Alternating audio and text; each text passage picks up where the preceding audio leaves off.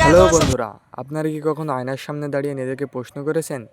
আমরা সবাই সৌন্দর্য খুঁজি, কিন্তু সৌন্দর্যের আড়ালে যে কতটা ভয়ঙ্কর কুৎসিত সত্য লুকিয়ে থাকতে পারে তা কি কখনো আমরা ভেবে দেখেছি? ড্রিম বাংলা চ্যানেলে আপনাদের সবাইকে স্বাগতম। আজ আমরা এমন একটি গল্প নিয়ে কথা বলবো যা দেখার পরে আপনি হতবাক হয়ে যাবেন এবং আপনার চিন্তার জগৎকে নাড়িয়ে তুলবে। আজকের নাটকে নায়ক বিশু ঠিক এই ভুলটাই করেছিল। সে ভেবেছিল টাকার আধুনিক টেকনোলজি ব্যবহার করে সে পৃথিবীর শ্রেষ্ঠ সুন্দরী রাজকন্যাকে ঘরে তুলবে, কিন্তু সে জানতো না তার এই রূপের মোহ তাকে এমন এক অন্ধকার গর্তে নিয়ে যাবে, সেখানে তার সম্মান, তার পরিবার, ভালোবাসার সবই বাজি ধরতে হবে। গল্পের শেষে এমন এক রহস্য পাশ হবে যা আপনি স্বপ্নেও কল্পনা করতে পারেননি। তাই এক মুহূর্ত মিস না করে পুরো ভিডিওটি দেখুন, কারণ প্রতিটি মরি। বন্ধুরা, গল্পের গভীরে যাওয়ার আগে ছোট্ট একটা রিকোয়েস্ট, আপনারা যারা বাস্তবধর্মী নাটক এবং জীবনের গল্প শুনতে ভালোবাসেন তারা এখনই ব্লেজ বাংলা চ্যানেলটি সাবস্ক্রাইব করে ফেলুন। আর হ্যাঁ, ভিডিও ভালো লাগলে লাইক দিতে ভুলবেন না। আপনাদের একটা লাইক আমাদের পরবর্তী ভিডিও বানাতে সাহস যোগায়। আপনাদের মতামত আমাদের খুব মূল্যবান, তাই কমেন্ট বক্সে জানান আপনি কী মনের মানুষ এবং সৌন্দর্য কী সম্পর্কে সব পছন্দ করেন। বন্ধুরা, আপনারাই বলুন তো, সম্পদ থাকলেই কি সুখী হওয়া যায়? গল্পের শুরুতেই আমরা দেখি বিশুকে। তার দম্ভ আর অহংকার আকাশচুম্বী। মা যখনই বিয়ের কথা বলেন বিশু নাক সিটকায়। সে মনে করে তার সম্পদ এবং সুন্দরী নারী তার জীবনকে ধন্য এবং শান্তিতে পরিপূর্ণ করে তুলবে। এখন দর্শক, আপনারাই বলুন তো, বাস্তবতা কি তা কখনোই মেনে নেয়? বিশু আয়নার সামনে দাঁড়িয়ে নিজের রূপের প্রশংসা করছে। এটি আসলে আমাদের সমাজের পুরুষতাত্ত্বিক মানসিকতাকে ফুটিয়ে তোলে, যেখানে নিজের যোগ্যতা যাই হোক না কেন বউ হতে হবে সুন্দরী। কিন্তু এখানেই টুইস্টের শুরু। যখন সাধারণ ঘটকরা তাকে মেয়ে দেখাতে ব্যর্থ হয়, তখন তার জীবনে এন্ট্রি নেয় দুই ডিজিটাল ঘটক। এই ডিজিটাল ঘটক আসলে কারা? তারা কি সত্যি প্রযুক্তির সাহায্যে ম্যাচ মেকিং করে, নাকি তারা বড় কোনো ক্রাইম সিন্ডিকেটের অংশ? বিশু তাদের হাতে 5,000 টাকা তুলে দেয়, কিন্তু এই 5,000 টাকায় কি শুধু ঘটকের ফি, নাকি এটা একটি বড় বিপদের অগ্রিম কিস্তি? দর্শক, এখন আপনারাই বলুন তো, বিশুকে এক বড় ধরনের প্রতারণার শিকার হতে যাচ্ছে? গল্প যত এগোচ্ছে রহস্য তত ঘনীভূত হচ্ছে। বন্ধুরা, খেয়াল করুন তো, ঘটকরা বিশুকে মেয়ে দেখানোর জন্য বেছে নেয় এক রাতকে। কোনো দিন নয়, কোনো লাইটের আলো নেই, কোনো মেকআপের আড়ালে রিয়াকে উপস্থাপন করা হলো। এখানেই গল্পের মোড় ঘুরে যায়। বিশু যখন রিয়াকে দেখে সে মেঘাচ্ছন্ন হয়ে যায়। সে রিয়ার কণ্ঠস্বর আর তার ব্যক্তিত্বের চেহারা বিশুকে পাগল করে তোলে। দর্শক, আপনারাই বলুন তো, তবে কি বিশুর জীবনে নেমে আসছে এক কঠিন সময়? তাকে কি এক বড় প্রতারণার শিকার হতে হচ্ছে? অবশ্যই কমেন্টে লিখে যাবেন। এই ডিজিটাল ঘটকরা কি আসলে কোনো জাদু জানে, নাকি তারা মানুষকে ড্রাগ এবং হিপনোটাইজ করছে? গল্পের পরের অংশে আমরা দেখব কিভাবে এই তথাকথিত রূপের আলো মুহূর্তেই অন্ধকারে পরিণত হয়। সামনে এক দৃশ্য আসতে চলেছে যা আপনাদের গায়ের লোমকে খাড়া করে দেবে। বিশুর চোখে তখন স্বপ্ন। সে ভাবে, এবার বুঝি আমি সেই পারফেক্ট মেয়েকে পাবো। দর্শক, একটু ভাবুন তো, একজন অচেনা মানুষ কিছু অদ্ভুত কথা বলছে আর আপনি টাকা দিয়ে দিচ্ছেন। কেন? কারণ আপনি বিশ্বাস করতে চান। এই বিশ্বাস করতে চাওয়াটাই হচ্ছে বড় দুর্বলতা। তারা বিশুকে নিয়ে যায় এক বাড়িতে। রাত তখন 10টা বাজে। কেন এত রাত? কারণ রাত লুকাতেই সাহায্য করে। রাত সত্যকে ঢেকে রাখে। হালকা আলো, মোমবাতির মতো ছটফট লাইট, এক সাজানো পরিবেশ। আর সেখানে আসে রিয়া। বিশু তাকিয়ে থাকে, তার চোখে বিস্ময়, মুগ্ধতা, লোভ। সে কিছুই দেখে না, না রিয়ার চোখের ভয়, না তার চুপ থাকা। সে শুধু দেখে রূপ। বন্ধুরা, এখানেই সবচেয়ে বড় ভুলটা হয়। যখন আপনি কারোর দেখে বা ভালোবেসে ফেলেন, তখন আপনি তার সত্যটাই হারিয়ে ফেলেন। সব কিছু খুব দ্রুতই ঘটে যায়। বিয়ে, হাসি, গান। বিশু ভাবে সে জিতে গেছে। বাসর রাত, ঘর ভরা ফুলের গন্ধ, হালকা আলো। রিয়া চুপ করে বসে আছে। বিশু তার পাশে বসে, কিন্তু একটা অদ্ভুত বিষয়, রিয়া কথা বলে না। তার চোখে ভয়, কিন্তু বিশু সেটা দেখে না, কারণ সে এখন মেহে ডুবে আছে। পরের সকাল, পূর্বের আলো ধীরে ধীরে ঘরে ঢুকছে। বিশু ঘুম থেকে উঠেই রিয়ার দিকে তাকায়, আর তারপর তার মুখ হয়ে যায় শব্দ বের হয় না, কারণ সে যাকে দেখছে সে গত রাতের সেই রিয়ানা।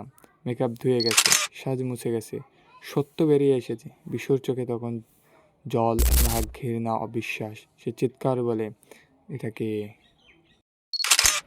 বিশুকে কি সেই প্রতারণায় ডুবে গেছে, নাকি তার জীবনে বয়ে আসছে এক অসহনীয় সংকট? দর্শক, আপনারা কি জানেন, বাসরাতে সেই দৃশ্যটা ছিল এক চরম নাটকীয়তা। বিশু ভাবছে সে পৃথিবীর সব থেকে সুখী মানুষ, কিন্তু রাতের অন্ধকারে যখন দিনের আলো রূপ নেয় তখন তার পর্দা সরে যায়, মেকআপ ধুয়ে যায়। পরে বিশু যা দেখে তা সে দেখার জন্য প্রস্তুত ছিল না। এখানে একটা গভীর রহস্য লুকিয়ে আছে। রিয়া কি জানতো সে প্রতারণা করছে, নাকি রিয়া নিজেও এই ডিজিটাল ঘটকদের শিকার? আমাদের সমাজকে কি অনেক মেয়েকে জোর করে বা ভয় দেখে এভাবে বিয়ের পিড়িতে বসানো হয়? বিশুর চিৎকার আর ঘৃণা কি আসলে রিয়ার প্রতি, নাকি তার নিজের হেরে যাওয়া এক অহংকারের প্রতি? এখানে নাট্যকার দেখেছেন যে আমরা যখন কাউকে বস্তু হিসেবে দেখি তখন তার আসল সত্তা আমাদের সাথে এক অদৃশ্য হয়ে যায়। গল্পের সেই 10 মিনিট আপনাকে স্তব্ধ করে দেবে। বিশু যখন রিয়াকে বের করে দিতে চায় তখন তার মা এসে দাঁড়ান। মা চরিত্রটি এখানে কেবল একজন শাশুড়ি নয়, তিনি এক বিবেকের কণ্ঠস্বর। তিনি মনে করিয়ে দেন যে মানুষের গায়ের চামড়া পরিবর্তনশীল, কিন্তু তার আত্মা নয়। Twist alert! ভিডিওর একদম শেষে দেখা যায় সেই ডিজিটাল ঘটকরা আসলে অন্য এক গ্রামের নতুন শিকার খুঁজছে, অর্থাৎ এটি একটি জ্বলন্ত চক্র। বিস্মিত বেঁচে গেল এই ডিজিটাল ঘটকদের চক্র থেকে তার মার জন্য। তবে কি পুরো গ্রামবাসী রয়েছে এই ঘটকদের নতুন শিকার? তখন ঘটনাটি আরও গভীর রূপ প্রকাশ নেয়। গল্পটা আরও গভীর হয়ে যায়। রিয়া কাঁদছে, সে বলে, আমি চাইনি, আমাকে বাধ্য করা হয়েছে। বন্ধুরা, একটু থামুন তো। এখন প্রশ্নটা পাল্টে যায়, রিয়া কি প্রতারক, নাকি সেও একজন প্রতারণার শিকার? সমাজে অনেক মেয়ে আছে যাদেরকে চাপ দিয়ে, ভয় দেখিয়ে এভাবেই বিয়েতে বসানো হয়। তারা নিজেরাও বন্দী। বিশু তখন রেগে আছে, কিন্তু তার রাগ কি আসলেই রিয়ার ওপর? না, তারা নিজেদের ভাঙার অহংকারের ওপর। কারণ সে হেরে গেছে। সে সে বুঝতে পেরেছে সে আসলে এক মায়ার পিছনে ছুটছিল। ঠিক তখনই ঘরে ঢোকে তা বিশুর মা।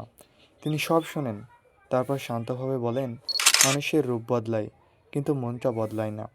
এই একটা লাইনই পুরো গল্পের সারাংশ। তিনি বিশুকে থামান। তিনি বলেন, তুই মানুষ দেখিসনি, শুধু মানুষের চামড়া দেখিস। গল্প এখানেই শেষ নয়। সেই দৃশ্যটা আমরা দেখি সেই ডিজিটাল ঘটকরা আর একটা গ্রামের ছেলেদের সাথে কথা বলছে। একই কথা, একই ফাঁদ, মানে একই প্রতারণা থামেনি। এটা চলছে এবং চলতেই থাকবে।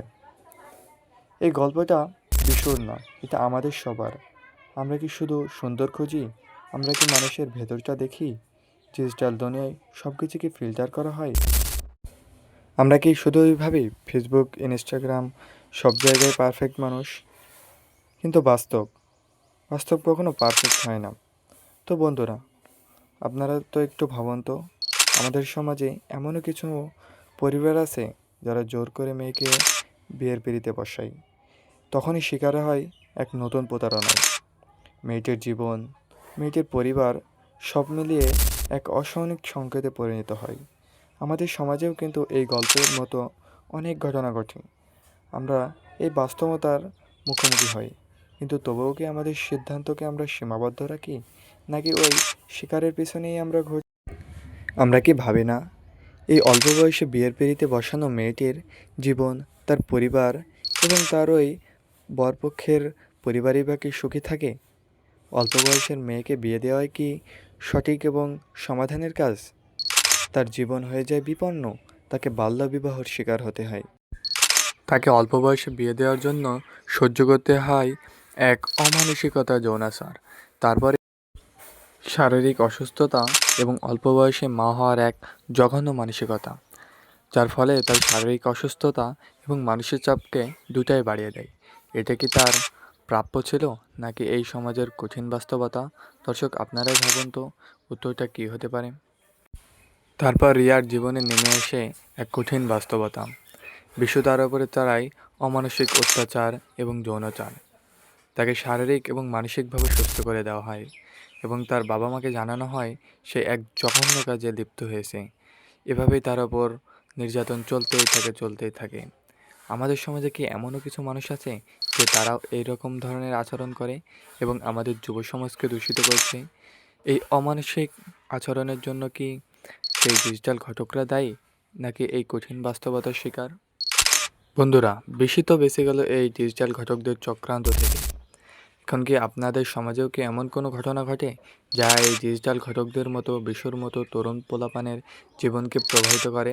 আপনারা একটু ভাবুন তো এবং কমেন্ট সেকশনে লিখে যান। আপনাদের সমাজেও কি এমন কিছু অমানসিক মানুষ আছে যাদের মানসিকতা আমাদের সমাজকে প্রভাবিত করে? গল্পের লাস্ট টুইস্টটি আমাদেরকে শেখায় ডিজিটাল দুনিয়ায় সব কিছুকে বিশ্বাস করা উচিত নয়, কারণ এটি আমাদের জীবনকে প্রভাবিত করে। যদি আমরা তাকে মেনে নিতে পারি তবেই জীবন সুন্দর হয়। যদি তা মেনে নিতে না পারি তবে আমাদের জীবনটা হয়ে যায় এই রিয়ার মতো, বিশুর মতো। তবে কি ডিজিটাল দুনিয়া আমাদেরকে বিপদের মুখে ঠেলছে, নাকি আমাদের উন্নতি সাধন করছে? দর্শক, আপনারাই বলুন তো। গল্পটির শেষ কয়েক মিনিট আমাদেরকে শিক্ষা দেয় ডিজিটাল দুনিয়া ফিল্টার করা সৌন্দর্যের পেছনে না ছুটে মানুষের আসল আচরণ চেনা জরুরি। রূপ দিয়ে ঘর সাজানো যায়, কিন্তু মন এবং সংসার কি গড়া যায়? বন্ধুরা, আপনারা ভাবুন তো কী হতে পারে এর উত্তর। বন্ধুরা, কেমন লাগলো আজকের এই রহস্যময় বাস্তবমুখী নাটক? বিশুর জায়গায় যদি আপনি হতেন তাহলে কি করতেন? কমেন্টে আপনার মূল্যবান মতামতটি জানান। ভিডিও শেয়ার করে অনুরোধ করুন, বন্ধুদের সচেতন করুন এবং ডিজিটাল প্রতারণা থেকে নিজে বাঁচুন এবং অন্যকে বাঁচান। দেখা যাচ্ছে আগামীকাল ঠিক সন্ধ্যায় নতুন এক চমক নিয়ে। তো বন্ধুরা, কেমন লাগলো আজকের এই গল্প? বিশুর জায়গায় যদি আপনি থাকতেন তাহলে কি করতেন? অবশ্যই কমেন্টে লিখে যাবেন। ভিডিওটা একটু শেয়ার করুন, কারণ গল্পটা শুনে বিনোদন না, এটি আমাদের সতর্কবার্তা। আজ হয়তো আপনি নিজেই ভিডিওটা দেখছেন, কিন্তু আমাদের সমাজে এমনও কিছু মানুষ আছে বা এমনও কিছু লোক আছে যারা এই সমাজকে ধ্বংসের দ্বার প্রান্ত পৌঁছে দিচ্ছে। আপনি যদি এই ভিডিওটি শেয়ার করেন, অবশ্যই আপনি একজন যোগ্য নাগরিক হতে পারবেন। কেননা আপনিও কি গ্যারান্টি দিয়ে বলতে পারেন আজকে যে ভিডিওটা দেখলেন এটা কি আপনার বোনের সাথে এবং আপনার কোনো পরিবারের লোকের সাথে হতে পারে? এটা কখনোই বলা যাবে না। নিজে সচেতন থাকতে হবে এবং অন্যকে সচেতন রাখতে হবে, না এই বাস্তবতা আমাদেরকে ঠেলে দিবে এক কঠিন দুঃসময়ের মধ্য দিয়ে। যা আমরা আজকের এই গল্পের মধ্যে দেখলাম, বিশু কীভাবে সে তার অহংকারের কারণে সব কিছু হারালো, পরিবারের মান সম্মান এবং দুনিয়ার মোহ এবং তার চারিত্রিক আকাঙ্ক্ষা।